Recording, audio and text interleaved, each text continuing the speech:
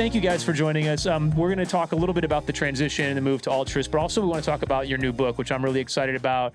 We're doing a deep partnership at Altruist to make sure we get more people from our team access to how to think about money together. It's a team sport. So maybe first thing, we'll just jump into the journey to Altruist. I know I was courting Doug for probably almost as long as you have, Heather. So going back to my very first interaction with him. So I love at first sight. I'll let you guys take it over. Like, tell a little bit about your business, who you serve, and why Altruist and why now?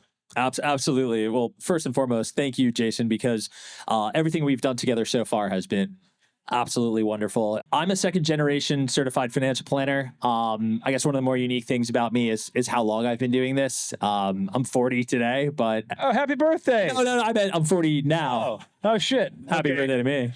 Get the she just turned 40. The giant cake that we're gonna have. Yeah. Someone doing. Who's popping out of that cake? Who's popping out of it?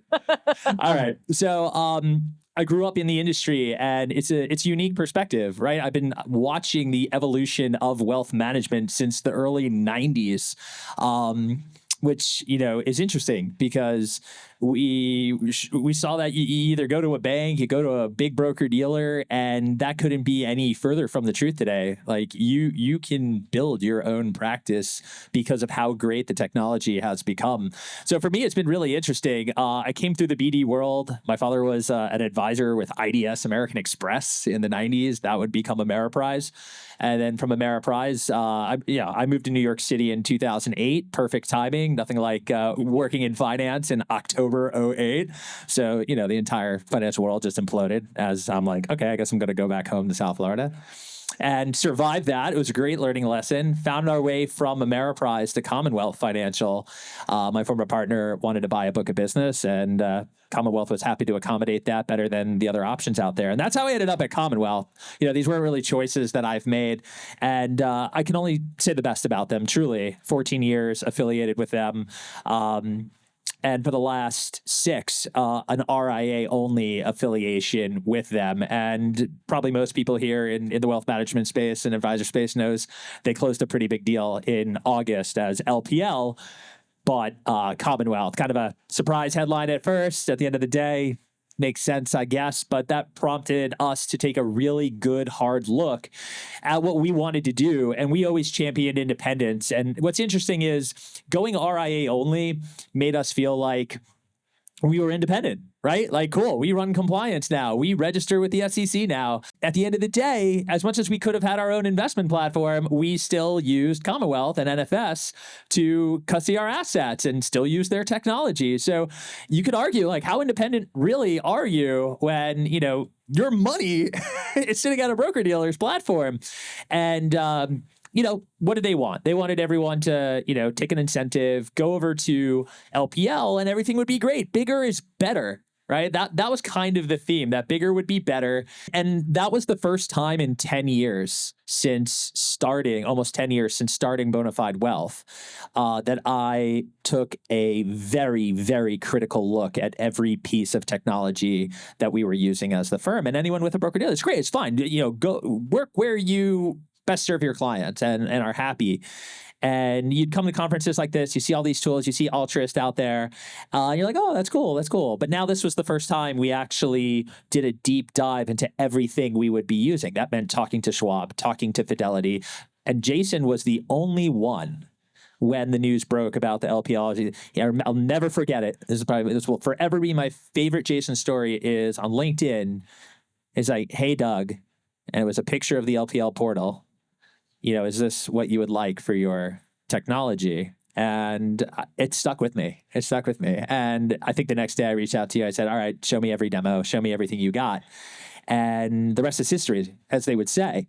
But truth be told, we found out very quickly a litmus test for what kind of services and products we would want to be using as we think about a firm of tomorrow. We serve high-achieving millennials. Cliff, our advisor here, he's repeating that for Gen Z. This is now, for him and his clients, UX UI that looks sweet and cool and works is table stakes for his clients. For older millennials, as much as our clients would say, oh, this is like nostalgia internet 2003. Like, that's not a good thing. Like, at the end of the day, that's really not. I think it was also just very important to us that the client user experience reflects our values as a firm and what they value as clients, right? And so as we're in the middle of this, reckoning, right? That's the question ultimately that we asked ourselves. As we looked around at everything that was out there, obviously the biggest decision we faced was, okay, what's going to be custody? And we had those conversations with Schwab, with Fidelity, with Altruist. And as I was saying about like what it looks like and what it feels like, they say you shouldn't judge a book by its cover. But I think this is one area where you definitely should judge a book by its cover. Again, if it looks and feels like something of yesteryear from a technology, that is an amazing indicator as to what you are going to get. So we did that deep dive into Altruist, and you can ask me any question you want about it, but it became a no-brainer very quickly when it came to where we wanted our money to be custodied. I did want to ask, actually, the first client, you were sharing before, like the first person, maybe Heather, you want to take this one? First client, what was your experience? Who came on board first? The first client whose accounts were transferred was my 69-year-old mother, and she did it in 4 minutes. And on her phone. On her phone. On her phone. And honestly, it's worth a round of applause because we were shocked, but we were so impressed because we said, truly, this could not be any simpler or more seamless, that she could be the first person to do this. I mean, like, talk about ease of use. And no offense to the 69-year-old boomers out there. You guys are good. You can handle Altruist, which is wonderful. But that's not native to her to operate and do business on her phone. And so for her to be able to accomplish this so quickly was just an amazing indicator of what was to come and still is. I would like to add, she did it not to say, oh, I'm the first, I'm so proud of you. I think she was looking for things that were actually wrong with it. So yeah, that was the first one. And it was an amazing leading indicator for like what was to come with clients. And guys, this is so fresh. I mean, we literally rolled this out August 20th. So we're maybe 3 weeks into this, not even. And I think we're at maybe 75% of the practice moved over. And I think there's probably no better way to express what this process has been like, because this is the second time in my career where we're ACATing, or we're, basically moving assets from point A to point B. And any financial advisor here who has done it or has not done it will tell them that is probably one of the scariest things that they can experience as an advisor. And to come from having done this 14 years ago, literally boxes of paper that you're writing client social securities numbers on and putting sign here stickies, to where we are today with Altruist digital onboarding process, like as much trauma as I had from back then, that all melted away, and the proof's in the pudding, because here we are, 3 weeks out and the whole month to go. So, props to Commonwealth for giving us a runway here. Most BDs will be like, you're dead to us. We're feeling really good. And we, as much as we're exploring the tools, like we're just starting with it. It's awesome. Well, I love hearing success stories like that. I'm sure we'll get that last 25% maybe the next few days. We'll see. You got it. I want to talk more about your business, right? Your clients. I think one of the things that I just on a little panel or a little podcast interview a minute ago, and Rex Salisbury asked me, what are the common characteristics of Altruist users? I mean, whether they're big or small. And I was like, look, at the end of the day, they tend to be firms that are heavily client-centric and they're very forward-thinking. Those two things end up oftentimes combining to create a higher growth rate than is normal, right? So, firms that grow a bit faster. And I think your firm, like, very accurately fits that description, where you're very client-centric, very forward-thinking.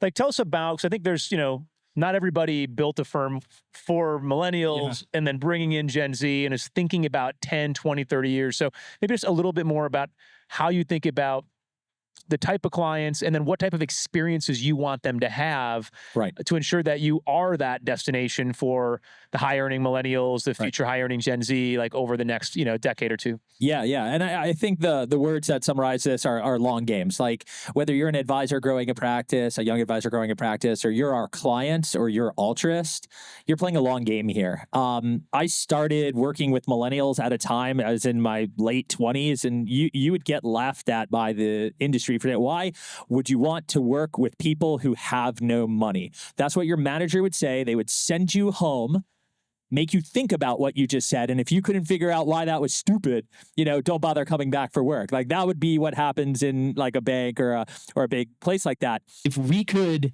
be there for our clients at a time that they needed us most, that they were getting into, these parts of their lives, we'd be able to work with them forever. Right? Nothing would be stickier than when your client becomes successful, that they remembered who was there to support them to get there, as opposed to getting a client after they become successful. That's significantly less sticky. You're probably going to be only as good as your last, transaction. At some point, you get good enough when you're sitting across from a prospect to see that glimmer in their eye. And I know, all right, these are people we want to invest our time with. I don't care how much they have in assets today. So that's who we're looking for. Cliff gets to be the benefactor of replicating that model for Gen Z and figuring out what makes them tick, because to them, I'm a boomer. I'm already well past, being young and cool. Jason, it'd only be fair if we asked you a question here as well. From your perspective, what we would like to know, I think a lot of people here would like to know, is when does it make sense for firms to consider switching to Altruist? For us, it made perfect sense in the world. The timing was right. There was obviously an event. We knew what we wanted in terms of what our clients needed. What should be weighed in as advisors think about making arguably one of the biggest and most important changes of their career? An overly simple answer would be that if you care really deeply about your clients, and each year as advisors, we all actually have to fill out an attestation that says that we've reviewed our custody arrangements for our clients and that we've chosen one that we believe is best, or we're recommending one that's best for our clients. And so I think most people probably don't do that diligence at all. It's like they maybe check the box, but like, are they really going out and looking at the execution quality of trades? Are they really looking at like the fee, whatever commission charges or fee charges, like, and are they really putting their clients' interests first? And I think that again, I wish everybody did, but I don't think everyone is doing that. But I'd say that as soon as someone like is able to go, you know what, I really do want to put my clients first, and I want to go do a little bit of work to figure out, is there a better option? And you start to look at things like, how much actual return a client is getting, from the same exact investment strategy at one custodian versus another. And if you objectively look at kind of custodian B and you go, this is demonstrably better, like my clients are better off. And it could be for a number of reasons. The drivers at Altruist oftentimes is a combination of execution quality. We built our platform with a order routing system that essentially just optimizes to put whatever is absolutely best for the client on every single transaction all the time. So we have zero bias towards making ourselves money. It's just designed to get the absolute best execution. So that's going to be great execution quality. We're built with fractional shares. This means that clients will have the least amount of cash in their accounts, so they have less cash drag. If someone wants cash as a position, we offer a high yield cash account that pays 4%.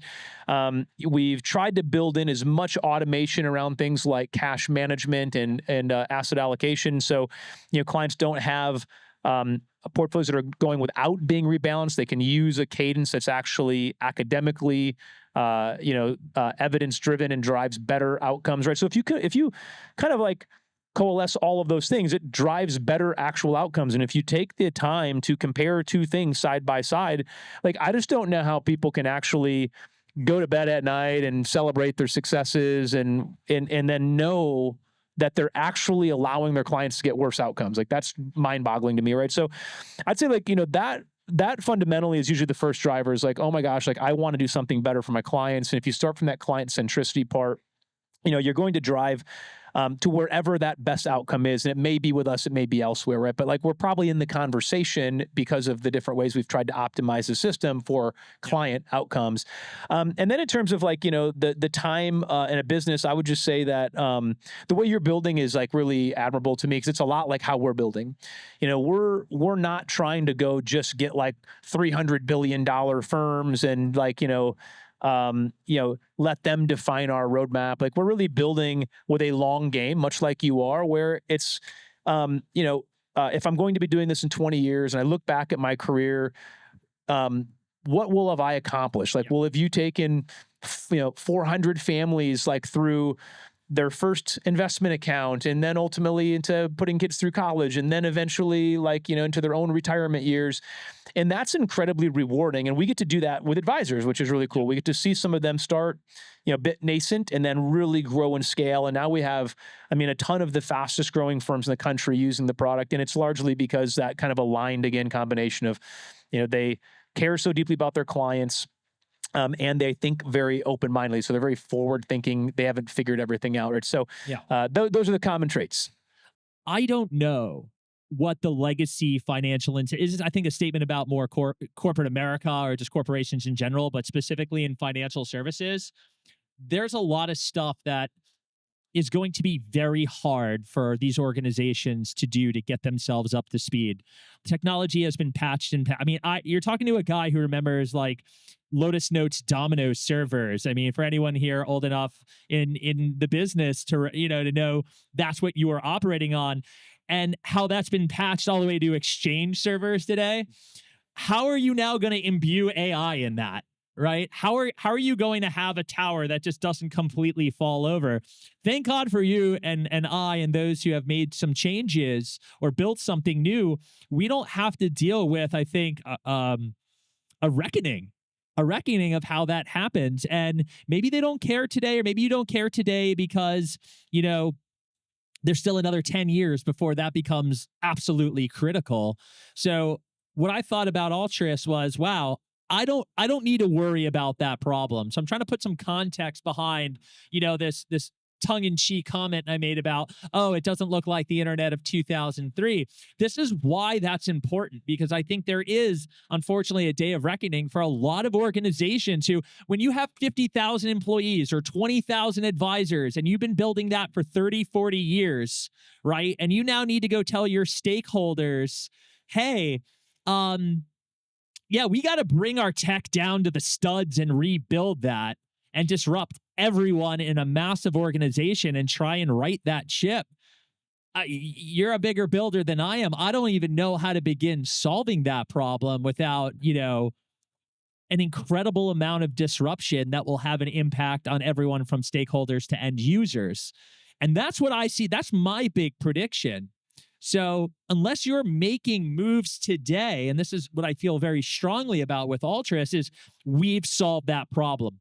I don't need to worry about, I see BDs putting $500 million a year into their technology, and they're calling that, hey, we're growing and building and our tech is getting better. I think that means that they're paying $100 million to BCG to do a consulting study first. And then the 400 million is just to keep the lights on and keep what they've built working. This is a significant problem. And I really don't think it's going to come to light until that baton is passed from, whether it be boomers down to X and millennials. That's where you're really going to start to see those cracks start to open real wide. And, whether it's Boneparth Wealth or Altruist or any advisor on the platform, they're going to be fairly immune to that. And if anything, that's when you're going to make your biggest investments to say, cool, all right, well, they're looking pretty weak. Now we go hard and we're going to build these set of tools that they're never, even if they do fix the problem, we're now 10 years ahead of that. So I think that's really the special part about joining up with Altruist, is that when you think about how we run businesses, this is such a critical piece that we're excited to grow with it, right? Nobody's perfect. You guys are close to it. And we're excited to see whatever it is we need get built. We're willing to take on that nominal amount of risk in my book, where others might say, oh, that's a big risk. I don't think so. This notion of, oh, nobody got fired for hiring IBM. Fine, go to Schwab, go to Fidelity. Yeah, you're not going to get fired. But in 10 years, you might have a big problem on your hands. And I hope that's not the case, because they serve a lot of advisors. Yeah. I appreciate all those words. I'm going to do one more kind of business question that I'd love to flip to the book. And I'll give this one to you, Heather. So like one of the things that I'm picking up as like a concurrent theme in this conversation is this, kind of building for the future, serving clients that have been underserved. I've observed in a few of the other sessions, there's a lot of the big firms, they keep talking about next gen or G2. They have these like almost phrases, I'm like, that just. What is G2? If you call me G2, I'm offended. I don't want to work with you. G2. I believe it's a new flavor of Gatorade. Oh. That's what it sounds. That's what it sounds like. Nonetheless, what I think is really cool is like, I mean, one could argue like, our demographic, you could maybe call the G2, I suppose. And then there's like another generation entirely younger, which is, maybe it's Cliff's and his peers, right? Some of the youngest folks here. Building a firm, obviously the technology is part of it, but there's also how do you connect? How do you find those clients? Like, how do you connect with those clients? What are the stories you tell them? What endears them to you? So I'm just kind of curious to talk a little bit about not just getting the clients, but also building a team that those people want to come be part of what you're building, because that seems to be a massive problem. And a lot of the biggest firms, I think, are just using these acronyms and buzzwords. But the reality is, I don't know any young people that really want to go work there. So I'm curious, like, how you're doing it, because I think you're doing it really well. I think that for us, it's incredibly important to build a place that we are building relationships that are the ones that we want to have in our everyday life, right? The people that we work with and our clients are the people that we are in the trenches with, not just friends, but people that ostensibly could be our friends, right?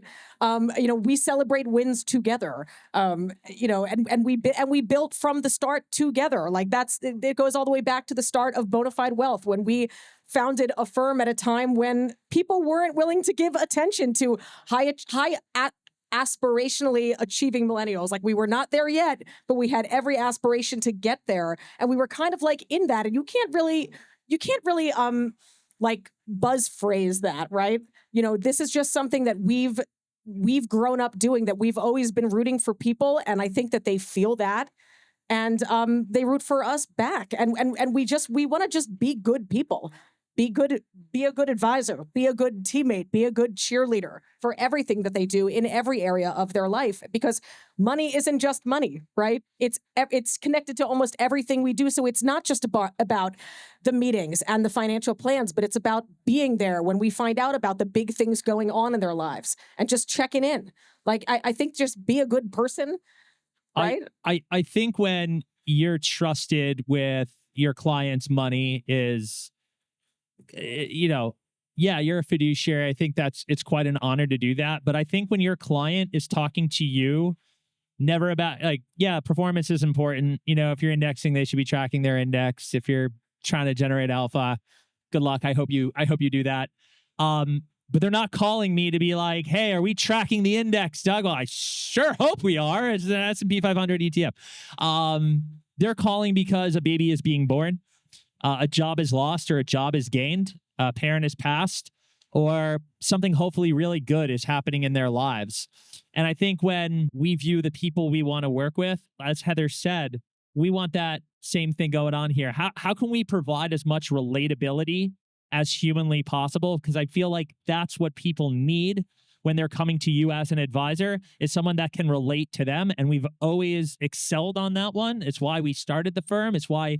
And it's what we look for in our business partners as well. I think that's really mission critical for us too, right? I've been around long enough to know when stuff like Futureproof, companies like Altruist, were a dream. I mean, you're talking to a kid that was dragged around to conference centers, God knows where, and you should have been at the insurance conferences. Yeah, Heather in her career of insurance, I'm sure, was all that much better. And, here we are today. So I took that to heart as I thought about who I wanted to serve. I knew I didn't want to get a phone call from a client on the Friday before Memorial Day who had just finished their round of golf in retirement to ask me what the yield on their money market fund was and why, just so they felt like they were, getting their value out of working with their financial advisor. And that's a client for someone, but it's not a client for us. We wanted to be front and center where clients were in their lives. Like I said, I have lost track of how many babies have been born. And that's a beautiful, beautiful thing. We give beautiful. We measure them in blankets. Yeah, right? we measure them in these really cool blankets that we send out. I am shocked we don't get bulk discounts from them at this point, but they flat out told us no. But still, when you are getting lost in that kind of activity in your clients' lives, as opposed to the activity register in their portal, I think you're absolutely building something amazing and something that is going to sustain over a very long period of time. That's how we get our clients' parents, and it's how we get their children. I think 2 years ago, we got the great-grandparent, the grandparent, the client, the original client, and then they had kids. So that's 4 generations of client. And I just don't know where you see that outside of what we're doing here. That's awesome. So what my takeaway from that, like, is the term I think of is kindred spirits. So I would say it doesn't matter if you're young or you're old. And this is the same thing with, like, if you're forward thinking or not. That's not a 20-year-old versus a 40-year-old versus a 6-year-old. And serving clients, like, it's like you're meeting people where they are. And again, it's like, I think finding people that they just go, I don't know what it is about you, but I feel like we're kindred spirits. When I told clients we're going to focus on building a firm that catered to millennials, that my older clients would be like, well, I feel abandoned, you're not going to be there for me. And I think like 20% maybe felt that way. And I was willing to deal with that because I was very adamant about going in the direction we wanted to go 10 years ago. And to my surprise, 80% of them were like, we support you. We love that. And that's our kids. That's our grandkids. And we're here for it. And I think that's another reason, you maybe did something right when you got, the people that you feared walking away actually staying. Well said. All right.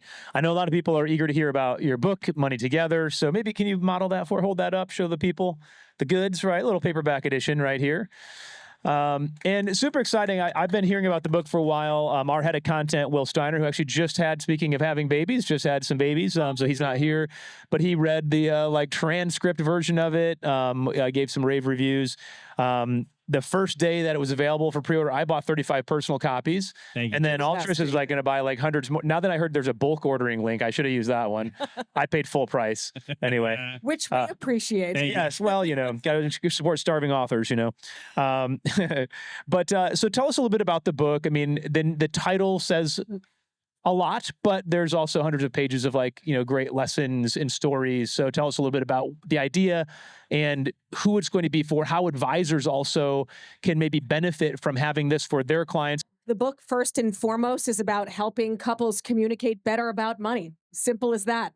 Because it's a really, really hard thing to do. As I'm sure many of you know, even practitioners know how hard it is to communicate with your spouse around money, because money is so much deeper than just money. It's tied to feelings about trust and security and freedom and identity and power.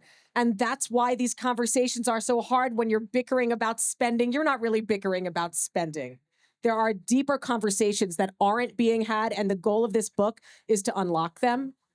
We try and say a lot of the quiet parts out loud in this book by really breaking it down into very short, digestible, like vignettes almost. Like, these are short little snapshots of things that people experience in their real lives. And I think people will find very relatable. Like, what we wanted to do with this book was what we try and do with our practice. Be as relatable as we possibly can be. Like I say at the beginning of this book, look, we air ourselves out first. Like, what? What? I'm in the book? No, we air ourselves out first because we don't always, even we do not always get it right, and we weren't getting it right, for a long time. Which really was the reason that we ultimately decided to do this and to start saying, you know what, I want to really sit down and talk to couples about money, not the way that you do in your meetings, but I want to just ask these questions a little bit differently and see what kind of answers they produce. And to our, I would say to our surprise, but to our delight, we spent hours and hours over the course of a year having some incredibly meaningful conversations that those couples then continued on after our meetings with them. And so I knew we were on to something. And what we wanted to really do was just create something that felt like more people were going to be seen. I wanted spouses to be seen that didn't feel seen. Yeah, if you're looking for a book about how to budget and go over a net worth table, this is not that, guys. This is furthest from that. We wanted to create a moment where if you were having a hard time explaining how you felt because of how you grew up with money and those were deep cuts and it was very difficult, there's a story in there for you, and you can grab your partner and say, I need you to read this. We wanted to create moments that sparked conversation through storytelling, and we were very lucky to speak to over 50 couples, best-in-class experts, advisors, marriage counselors, big names you heard of, people you've never heard of before that are just two people living their life to help you have those conversations at almost every phase of your relationship there's a part of me here that really wants to believe that we will save marriages. We will help build stronger relationships where there's more fairness. And that fairness doesn't always mean equal.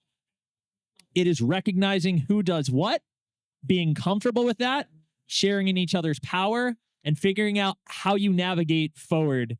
And Heather, is just an absolutely talented writer. Anyone who picks up this book, they will see that she has put herself out there with some incredible stories of her own that weave all the other stories you have together. We give you questions at the end of every section to help you navigate this very challenging topic that's often taboo with your partner. So we're so excited to have it now and be able to hand out copies and sign them for you guys. As a company, our average age employee is probably somewhere around 30 to 40 years old. Many of them are high earning millennials or Gen Z, like relative to like the global population. And so we just thought, what a perfect opportunity for us to do something for our staff. So effectively everybody at Altruist that wants a copy of the book, we'll be doing kind of like a survey, giving those for our whole team. And then also like letting advisors know that, hey, if they want to get some access, so we'll kind of do some bulk ordering, but we're really bullish about it. I think it's just one of those things that I'll just share personally that, I think financial people, we very rarely talk about our own money. It's like actually a really, like, I don't know, kind of weird. Yeah. And people don't realize that even if you have lots of it, it still creates a lot of contention. Like it can be a really, really awkward thing, especially when people have maybe differing views of what they want to spend it on or not spend it on or how it should be invested. And so I just think it's one of those things where if you want to have a very happy relationship, you need to have a relationship with money as well. And it's one that is best played together and not with two separate, kind of lives and people having all sorts of animosities. But turns out that's it. We are all out of time. We have some books to sign. So I'm going to put the mic down.